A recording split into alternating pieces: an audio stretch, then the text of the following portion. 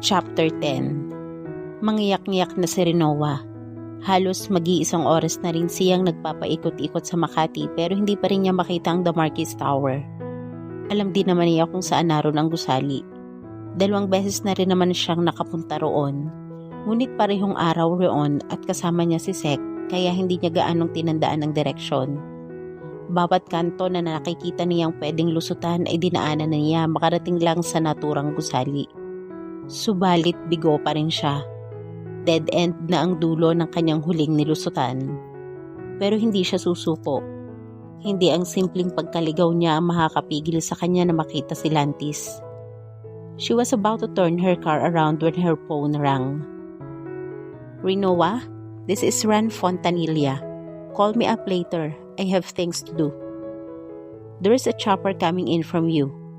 Sundan mo lang ang ilaw ng spotlight na nagmumula roon." Iyon lang at nawala na ito sa kabilang linya.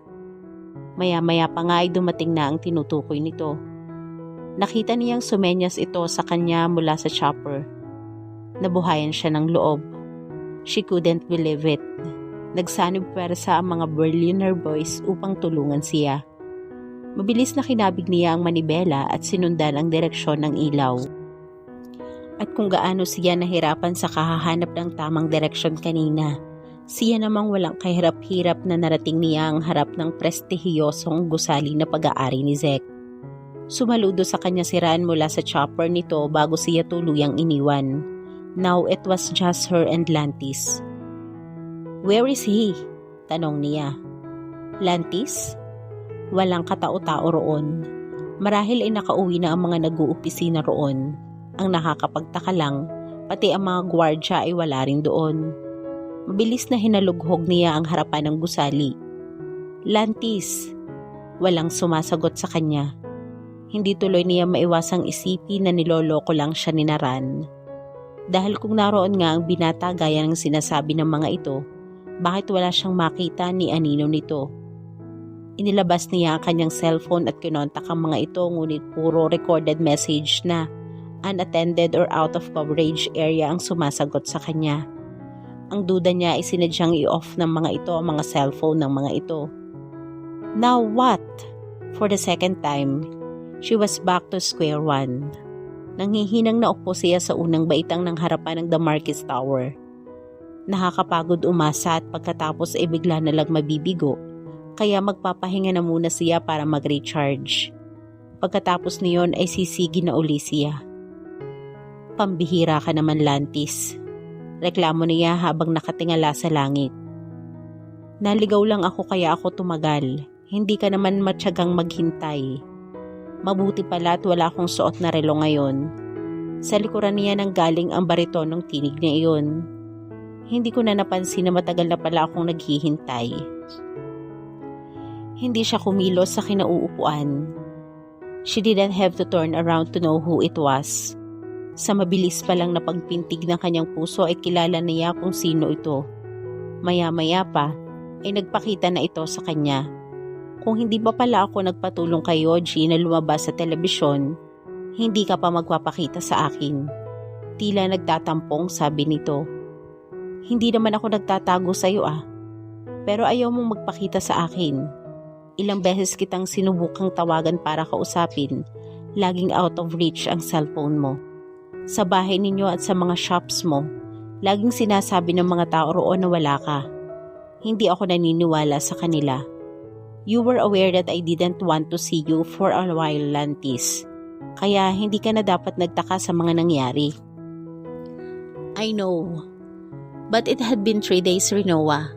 Siguro naman ay tama ng parusa iyon sa ginawa kong kalokohan." "Sino naman ang nagsabing pinaparusahan kita?" "Well, if you must know, it's like hell for me not seeing you these last 3 days. Knowing you're mad at me." "I'm not mad at you." "Really?" "Yeah." "Will you look at me now?" She did.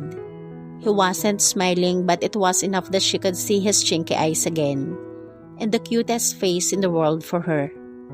Ang liwanag na nagmumula sa mga matataas na gusali sa likuran nila ay nakadagdag sa apil nito sa kanya. Kung hindi niya napigil ang sarili ay baka nahila na niya ito sa kurbata at nahalikan sa mga labi. Patience Heart. Sabi mo kanina sa telebisyon, gusto mong magpaliwanag. Tungkol saan? Ang alam ko ay nakapag-usap na tayo noon. You said you were sorry and I said I'm not mad at you. Marahang umiling ito. You haven't heard the other part of the story. Other part? Ang sabi ko noon, pumayag ako sa plano ni Zek. Dahil hindi ko alam kung paano kita pakikiharapan uli pagkatapos ng ginawa kong basta na lang pagtalikod sa'yo nang huli tayong magkita sa Jabiru. Sa pagkakabanggit nito sa pangyayaring iyon, bumalik sa alaala niya ang eksena kung saan magkasabay na pumasok ito at si Karina sa nanaturang bar at restaurant. She could feel jealousy slowly eating up her system. She doesn't love you, you know, wika niya. Tumango ito bilang pagsang-ayon. Matagal ko na ring natanggap yan. When you told me I could find someone else to love, I didn't know I would find that someone that very same moment. Marangkada ang isip niya.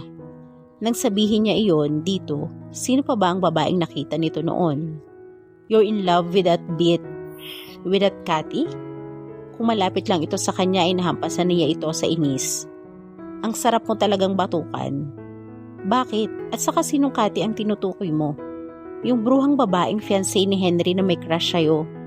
Wala akong naalalang may nakilala akong nagngangalang Cathy this past weeks. As far as I'm concerned, ikaw lang ang babaeng kilala ko nitong mga nakaraang araw. Kung ganon, sino ang tinutukoy minamahal mo nang sabihin ko sa iyong makakahanap ka rin ng ibang babaeng mamahalin? Kakaiba ang tinging ipinukol nito sa kanya. Pumalatak pa ito. Sino ba sa palagay mo? Kapag kuwan ay tanong nito. Ako lang naman ang bigla nitong natutop ang kanyang bibig. You mean, itinuro niya ang sarili? Tumango ito. But before we proceed to that, I still have a lot of things to clear. First, I want to apologize again. Nang i-cancel ako ang pagkikita natin noong bago naganap ang eksena sa Jabiru, sigurado na akong may special akong nararamdaman sa'yo. That kiss the night before, that was proof of that. O bakit ka namumula dyan? Nag-iwas siya ng tingin. Did he have to mention that?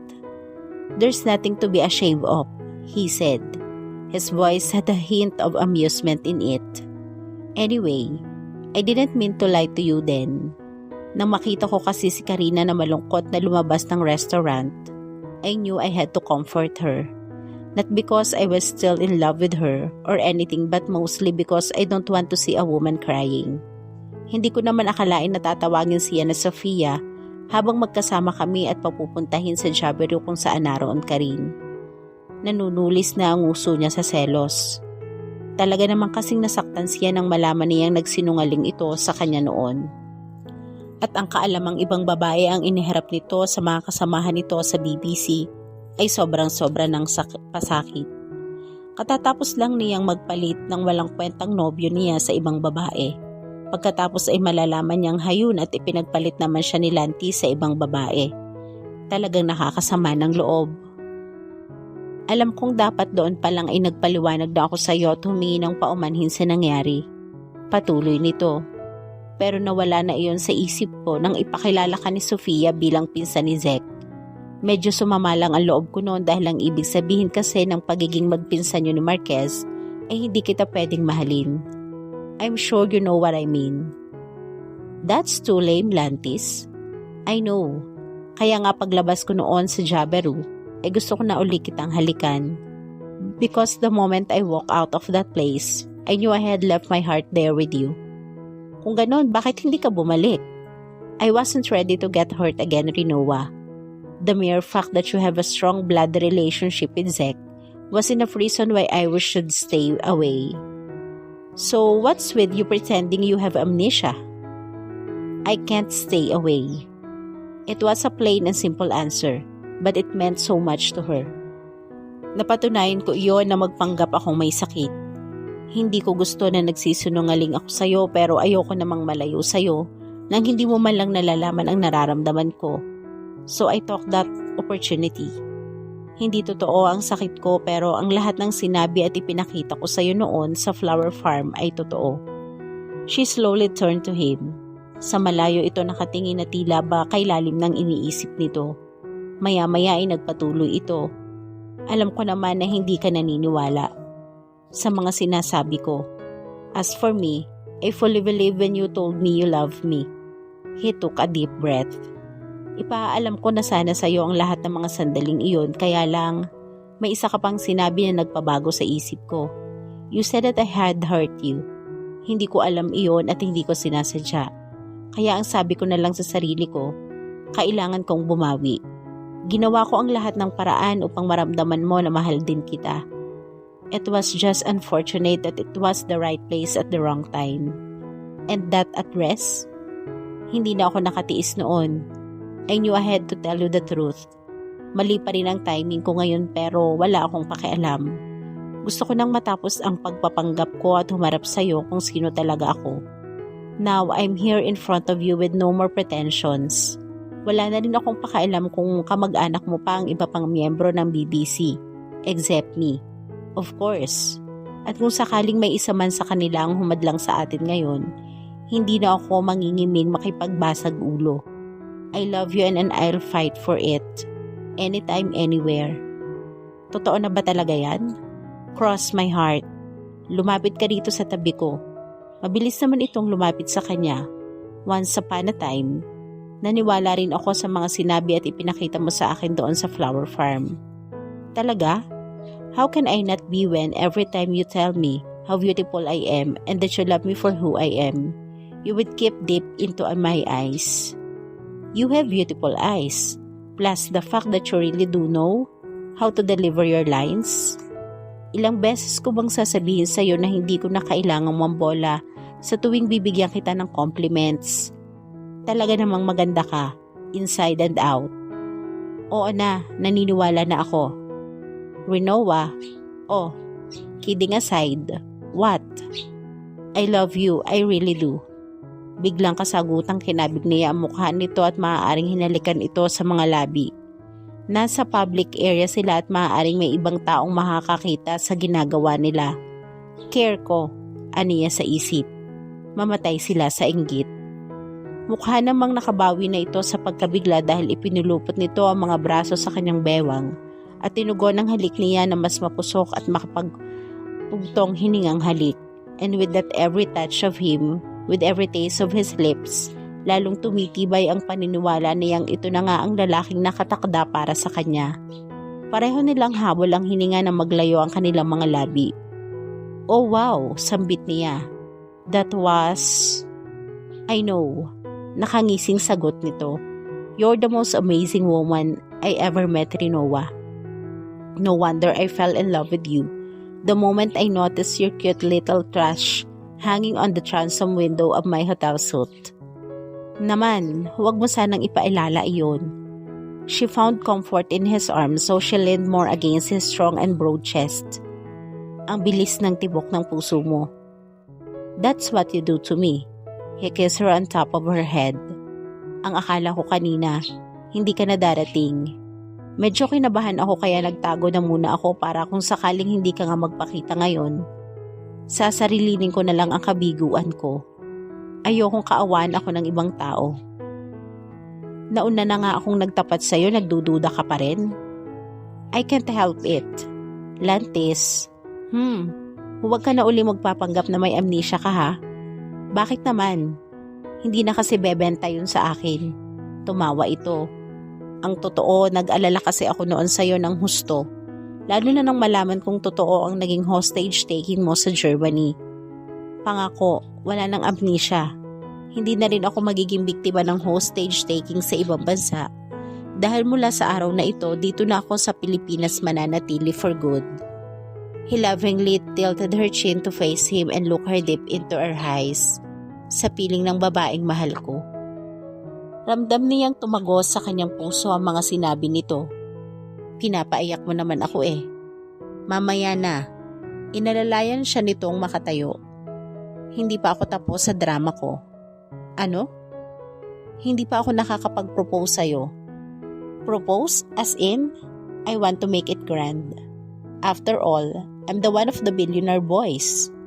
He took her hand and walked a few steps away from the building while still facing it. Nakita rin niyang may inilabas ito na tila remote control. Nang pindutin nito ang button doon, nagliwanag ang The Marquis Tower. Nagkaroon ng forma ng mga salita ang mga ilaw roon. "Take this," it said. And then an arrow appeared pointing something at the bottom of it. Hinila siya ni Lantis patungo roon. The arrow that was really pointing at something. It was a little box. Hiniling ko kay Marquez na gamitin itong building niya kapag nag-propose na ako sa'yo. He gladly agreed. Iminuwestran nito ang maliit na box. "Take it." She did. From the distinct box of the TMQ jewelry itself, she didn't have to guess what was inside.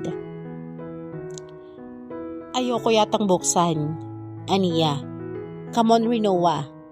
Just pretend you have no idea what it is." Napangiti siya kahit medyo kinakabahan din. Ang weird talaga. Alam na niya kung ano ang laman ng kahon, ngunit hindi pa rin niya mapigilan ang sariling kabahan. And her excitement and happiness when she saw Henry's engagement ring were nothing compared to what she was feeling at the moment. Ibig sabihin, engagement ring nga ito? Sa halip na sumagot ay kinuha lang nito iyon sa kanya at ito na mismo ang nagbukas. It was a ring. All right. A diamond embossed ring that glistened and glimmered under the lights of that significant arrow. "Rinoa, I cannot give you a unique proposal as you have noticed by now. But I can give you 3 unique gifts. My heart, my life." Tila sinadya nitong ibitin ang sasabihin. Isinuot muna nito sa darili niya ang singsing and this ring. "Will you marry me?" Tuluyan na siyang napaluha. Hindi siya makapagsalita kaya sunod na tango na lang ang isinagot niya rito. He gathered her in his arms and kissed her once again, sealing their vow from that moment on. At dito po ay nagtatapos ang kwentong pag-ibig ni Rinoa Atlantis. Piliin mo yung taong handang hawakan ng kamay mo anuman ang sitwasyon. Siya kasi yung taong handang iparamdam sa'yo na kahit hindi na maganda ang nangyayari, hindi kanya bibitawan. At lagi po nating tatandaan, at sa tamang panahon may isang taong magpapatunay sa'yo kung bakit para ka sa kanya. At kung bakit hindi ka para sa iba. Sana po ay may nakuha kayong aral at inspirasyon sa kanilang pag-iibigan. At muli po'y samahan at suportahan niyo po ako sa mga kwentong pag-ibig na ibabahagi ko sa inyo. Maraming salamat po. God bless at ingat po tayong lahat.